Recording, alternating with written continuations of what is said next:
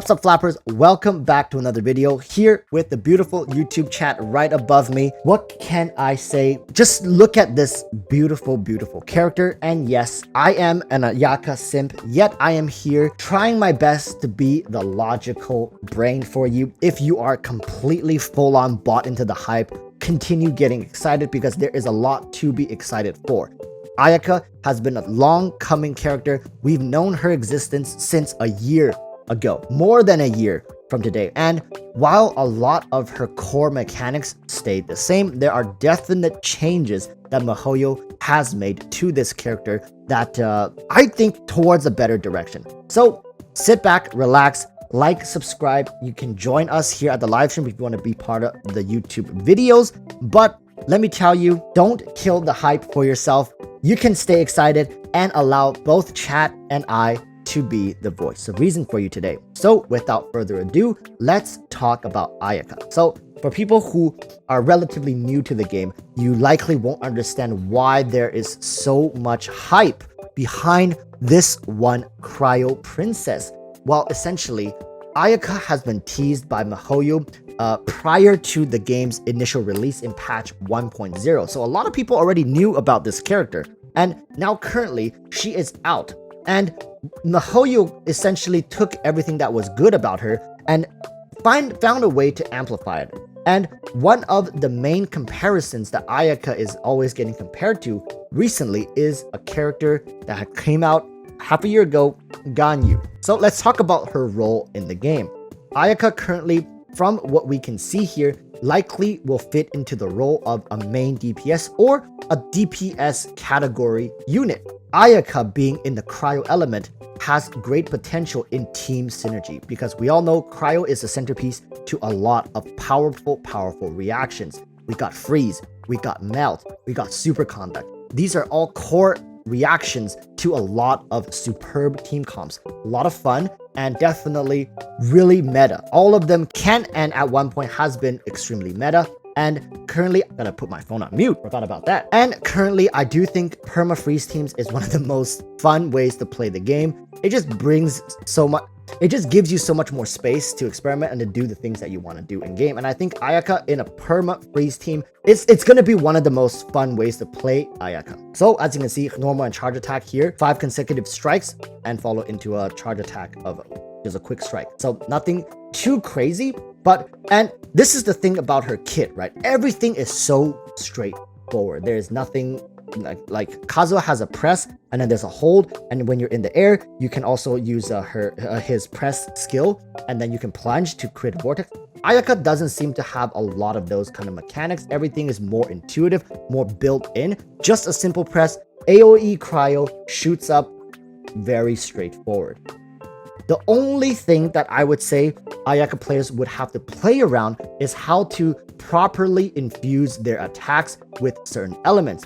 If you don't know, currently in Genshin Impact, elemental application has a process. Which one is being applied first, which one is being applied second. So if you're not careful and you apply your attacks with a certain element, like with Ayaka here, when you sprint, your attacks are forcibly turned into Cryo. So then you would apply the Cryo element. So this definitely is a mechanic for a lot of Ayaka players to be playing around, to learn when to be using this and when you should be using your normal attacks, right? Sometimes it can't be helped. You have to dodge, you have to dash, whatever. But just know that this is built into her sprint. So whenever you sprint afterwards for a brief period, your attacks will be turned into Cryo. Now, finally, let's talk about her burst skill, which I personally think has the most potential. It's actually quite insane how many times it ticks. Currently on screen, we were able to count 20 ticks. Now, if you don't know, there are certain possible synergies with this, such as potentially with Mona's ult,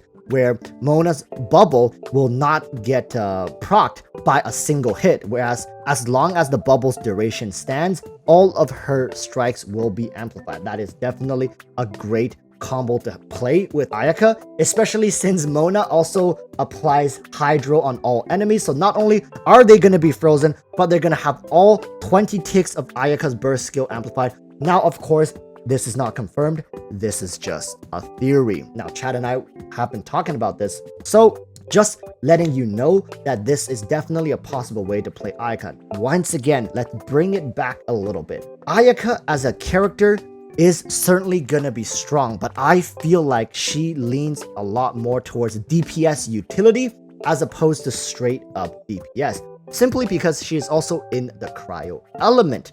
It would be such a waste for you to just use her as somebody like a high per DPS where you don't really use her cryo reactions with anything else and you just use her as a main DPS, a juggernaut essentially. While I definitely think she is more than capable of doing that, a lot of the reasons into playing a character like Ayaka will be to play around the reactions. So with that said, I do once again want to highlight some of the comparisons because I know DPS is going to be a big factor in a lot of people's evaluations when they're pulling for characters. And quite strictly speaking, Ayaka's DPS I don't think will be beating the Liyue top 3, meaning Ganyu, Hu Tao, and of course Zhao. These 3 characters currently sit atop the DPS charts, and with a character like Ayaka, I do think MiHoYo's goal is not to have her power creep these characters.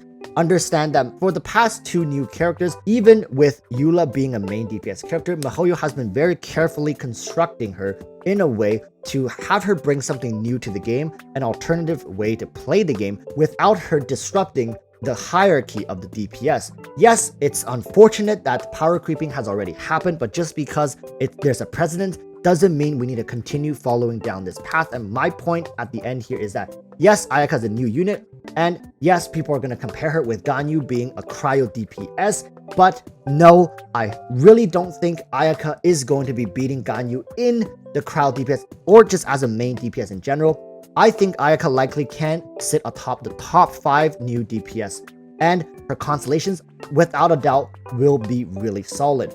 Just like all the new characters, especially her C1, I haven't even seen it yet, but I can promise you her C1 is gonna be something of great value because that's how all the new characters has been designed to be. C1 being great, C2 likely works great with C1, and then C4 is usually the weakest one. But because MiHoYo knows if you're going to C4, likely you will be going for C6, which is the creme de la creme, the crown jewel of her kit. So with that being said, I think you can all be excited, but just don't buy into the hype too much. She is gonna be fun to play, but she is definitely far from somebody who likely can change your account with this one character. She's not gonna be like a Ganyu. She is not gonna be like a Zhongli or a Venti. And with so many new characters coming up, right after her, we got Yoimiya, we got Sayu, which is a double new character banner. On top of that, patch 2.1 likely will have great characters as well. And of course,